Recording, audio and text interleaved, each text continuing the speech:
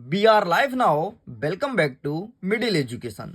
लीजिए आपके सामने अर्धवार्षिक परीक्षा वर्ष 2024 कक्षा 9वीं विज्ञान विषय का पार्ट नंबर सेकंड लेकर के आ चुका हूं। जी हाँ, आपने सही सुना, ये पार्ट नंबर सेकंड है। अब बहुत सारे बच्चे बोलेंगे अच्छा सेकंड है तो फर्स्ट कहाँ है। इस वीडियो के नीचे पार्ट नंबर फर्स्ट दिया है, लिंक में दिया है, और अगर तुम चैनल में जाओगे, वीडियो सेक्शन में जाओगे तो वहां पर भी पार्ट नंबर फर्स्ट का वीडियो मिल जाएगा। ये सेकंड की बारी है। इसमें जितने क्वेश्चन हैं अच्छे से प्रिपेयर कर लेना अगर तुम चाहते हो अपने एग्जाम में टॉप करना। तो एक चीज ध्यान देना, अर्धवार्षिक परीक्षा का जो पेपर है ना वो दो सेटों में आएगा, set number 1 and set number B.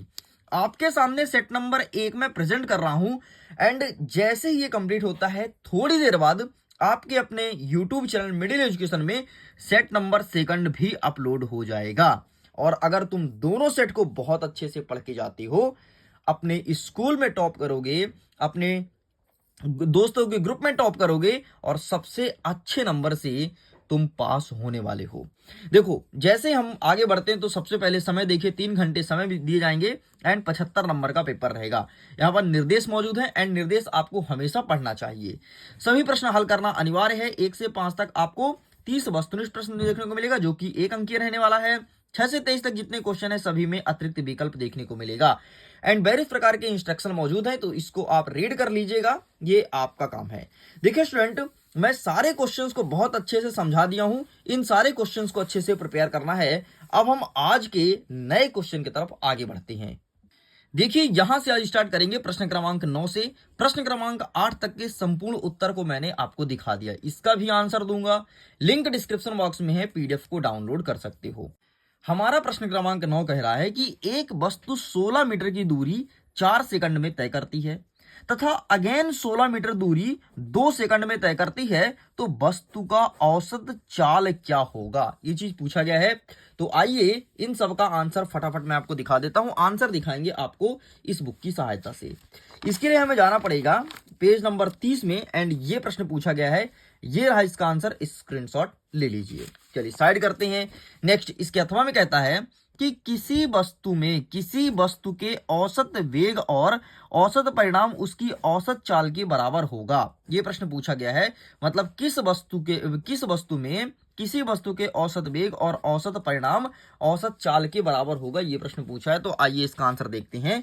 ये रहा है आपके सामने, ठीक है। तो क्या लिखोगे, जब वस्तु एक समान वेग से गति कर रही हो तब ये कंडीशन देखने को मिलेगा। चलिए आगे बढ़ते हैं। नेक्स्ट कहता है प्रश्न क्रमांक 10वां, असंतुलित बल किसे कहते हैं। तो इसका भी आंसर मैं आपको दिखा देता हूं। ये रहा है आपके सामने। असंतुलित बल मतलब यदि किसी वस्तु पर लगे अनेक बल का परिणामी बल शून्य ना हो, तो जो बल अधिक होता है उस दिशा में वस्तु विस्थापित हो जाती है। ऐसे वस्तु पर लगने वाले असंतुलित बल के कारण हुआ। बस इतना लिख के कंप्लीट करेंगे। चलिए साइड करते हैं। नेक्स्ट देखते हैं इसके अथवा में क्या कह रहा है। इसके अथवा में कह रहा है कि उत्प्लावन बल किसे कहते हैं। देखो उत्प्लावन बल क्या होता है, तुम कभी नदी तालाब में गए होगे, वहां पर जब गेंद फेंकते हो तो गेंद पानी के ऊपर तैरता रहता है, बस यही तो उत्प्लावन बल है एंड यही आपको लिखना था। अब देखो इसका आंसर क्या लिखोगे, फटाफट में दिखा देता हूं। ये रहा है आपके सामने उत्प्लावन बल, ठीक, ये लिखा है, इसका फोटो खींच लो। चलिए साइड करते हैं। नेक्स्ट देखते हैं प्रश्न क्रमांक 11 कह रहा है, निम्नलिखित तापमान को सेल्सियस में लिखो। यहां पर केल्विन में दिया है, के मतलब केल्विन है और केल्विन से इसे डिग्री सेल्सियस में कन्वर्ट करना है एंड इसके अथवा में देखो डिग्री सेल्सियस में दिया है, इसे केल्विन में कन्वर्ट करना है। बहुत ही अच्छा प्रश्न पूछा गया है और ये प्रश्न पिछले 4 सालों से लगातार रिपीट हो रहा है, इस चीज को ध्यान रखिएगा एंड डेफिनेटली इस बार भी आपके एग्जाम में देखने को मिल रहा है। चलो तो फटाफट हम दिखा देते हैं इसका आंसर। ये रहा है आपके सामने इसका आंसर, ठीक है। सबसे पहले केल्विन से अगर तुम सेल्सियस में कन्वर्ट करोगे तो 273 से तुमको घटाना पड़ेगा। अगर तुम 273 से घटा देते, जैसे ये है 300, तो 300 को तुम 273 से घटा दो, जो आएगा वो तुम्हारा सेल्सियस में उत्तर आएगा। सेम ऐसे इसमें भी करना है। और अगर इसमें तुमको सेल्सियस से केल्विन में कन्वर्ट करना है तो 273 जोड़ना पड़ेगा। अगर तुम 273 जोड़ते हो तो तुम्हें आंसर मिल जाएगा केल्विन में। बाकी मैं आंसर दिखा देता हूं, यही प्रश्न पूछा है ना, हाँ क्वेश्चन सेम है, तो ये आप इसका स्क्रीनशॉट ले लो, ऊपर वाला 16 नंबर और जो लिखा है 19 नंबर, इसका स्क्रीनशॉट ले लो। चलिए आगे बढ़ते हैं। नेक्स्ट कहता है 12वां नंबर, कि धातुओं के दो गुणधर्म लिखिए। धातु के दो गुणधर्म बताना है कि कौन कौन से गुणधर्म है धातु की। तो आइए फटाफट इसका आंसर मैं दिखा देता हूं। तो ये रहा है आपके सामने धातु के दो गुणधर्म। ठीक, इसका भी स्क्रीनशॉट ले लो। चलिए आगे बढ़ते हैं। नेक्स्ट कहता है अथवा में कोलाइडी विलयन के दो गुण लिखिए। आपको कोलाइडी विलयन के दो गुण बताना है। तो आइए फटाफट कोलाइडी विलयन के दो गुण मैं दिखा देता हूं। तो ये रहा कोलाइडी विलयन के गुण, आप इसका भी फोटो खींच लो। आगे बढ़ते हैं। 13वां नंबर कह रहा है कि परमाणु संख्या एवं द्रव्यमान संख्या क्या व्यक्त करती है। जैसे कोई मैं केमिकल ले लेता हूं, जैसे मैं ले लेता हूं सोडियम। ठीक है, तो सोडियम का परमाणु क्रमांक 11 है, लेकिन परमाणु द्रव्यमान क्या है, द्रव्यमान मतलब इसका भार, तो भार होगा 22। तो परमाणु संख्या जो क्या बता रही है और परमाणु आपका जो द्रव्यमान है वो क्या बता रही है। तो देखो यार, प्रोटॉन और इलेक्ट्रॉन की जितने इलेक्ट्रॉन होते हैं ना वो कहलाते हैं आपके परमाणु क्रमांक। ठीक, और परमाणु भार क्या होता है, प्रोटॉन और इलेक्ट्रॉन का संयोजन ही कहलाता है आपका परमाणु भार। इसका भी आंसर फटाफट मैं दिखा देता हूं ताकि आप संतुष्ट हो जाओ और फटाक से इसका स्क्रीनशॉट ले लो। इन सब के पीडीएफ भी डाउनलोड कर सकते हो, लिंक डिस्क्रिप्शन बॉक्स में है, जाओ जाकर के अपने इसी प्रश्न पत्र के पीडीएफ को डाउनलोड करो। तो ये रहा परमाणु संख्या और परमाणु द्रव्यमान। ठीक है, यही प्रश्न पूछा था, तो स्क्रीनशॉट ले लो। आगे बढ़ते हैं। अथवा में कहता है कि इलेक्ट्रॉन के दो गुण लिखो। इलेक्ट्रॉन के कौन कौन से गुण होते हैं ये चीज पूछा गया है। तो आइए फटाफट इसका आंसर दिखा देते हैं। प्रश्न क्रमांक 13 का आंसर इलेक्ट्रॉन के दो गुण ये यहां पर दिया है, फोटो खींच लीजिए। चलिए साइड करते हैं। नेक्स्ट हम देखते हैं। 14 नंबर कहता है एस्टोमेटा के कार्य लिखो। एस्टोमेटा क्या होता है, ये पत्तियों में पाई जाती है। ठीक है, और इसके कार्य पूछा है। तो आइए फटाफट इसका कार्य भी दिखा देता हूं। एस्टोमेटा के कार्य इसका मिलेगा, आपको जाना पड़ेगा पेज नंबर 26 में। एंड ये रहा एस्टोमेटा के कार्य। ठीक, ये कुछ नहीं, ये गैसों का आदान प्रदान करता है बस। चलो आगे बढ़ते हैं। नेक्स्ट अथवा कहता है कि बाष्पोत्सर्जन क्या है। बाष्पोत्सर्जन का मतलब ये होता है कि पत्तियों से बाष्प का निकलना ही बाष्पोत्सर्जन कहलाता है। यहां पर लिखा गया है दोनों, एस्टोमेटा बाष्पोत्सर्जन, फोटो खींच लो। आगे बढ़ते हैं। 15 नंबर कहता है कि तंत्रिका कोशिका का नामांकित चित्र बनाओ। देखो, जब भी कभी बोले नामांकित मतलब आपको चित्र बना करके और नाम भी लिखना है, यही कहलाता है नामांकित चित्र। बाकी जो प्रश्न पूछा है, आइए फटाफट इसका आंसर देख लेते हैं। इसका आंसर ये रहा है आपके सामने। क्या बोला, तंत्रिका कोशिका का नामांकित चित्र ना, ये रहा। ठीक, फोटो खींच लो। आगे बढ़ते हैं। अथवा कहता है कि गर्मी में हमें किस तरह के कपड़े पहनने चाहिए और क्यों। अगर तुम गर्मी में कपड़े पहनते हो तो किस तरह के कपड़े तुम्हें पहनना चाहिए। तो देखो यार, गर्मी में हमेशा ना सूती कपड़े पहना करो। इससे क्या होता है, जो तुम्हारे शरीर से पसीना निकलता है ना, उस पसीना को सोख लेता है। इसलिए गर्मी में हमें सूती कपड़े पहनना चाहिए, इस चीज को ध्यान रखना। आंसर अगर चाहिए तो ये रहा, स्क्रीनशॉट ले सकते हो। आगे बढ़ते हैं 16 नंबर की तरफ। चाल एवं वेग में कौन ऋणात्मक नहीं हो सकता है, कारण लिखो। चाल और वेग में कौन ऋणात्मक नहीं हो सकता है। तो आइए इसका आंसर दिखा देता हूं फटाफट कि क्या ऋणात्मक नहीं होगा। तो इसका आंसर मिलेगा पेज नंबर 30 में। चाल और वेग में क्या ऋणात्मक नहीं होगा, ये रहा आंसर, स्क्रीनशॉट ले लो। आगे बढ़ते हैं। नेक्स्ट कहता है अथवा में चाल और वेग में अंतर बताइए। अंतर कितने लिखोगे, ये तो नहीं लिखा है ना, बड़ा ही प्रश्न भाई। अंतर यहाँ पर नहीं लिखा, कितने लिखोगे। तो प्रश्न देखो कितने नंबर का है, प्रश्न है 2 नंबर का, तो अंतर भी आपको 2 लिखना है। तो 2 अंतर मैं फटाफट दिखा देता हूं, ये रहा है आपके सामने।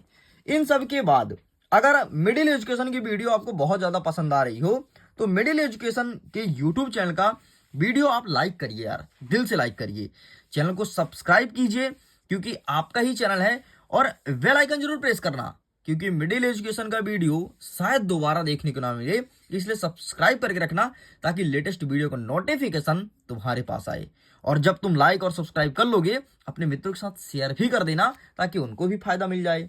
चलिए आगे बढ़ते हैं। नेक्स्ट हमारा कह रहा है 17 नंबर कि मुक्त पतन से क्या आशय है। मुक्त पतन क्या कहलाता है, ये चीज पूछा गया है। तो आइए फटाफट इसका भी आंसर देख लेते हैं।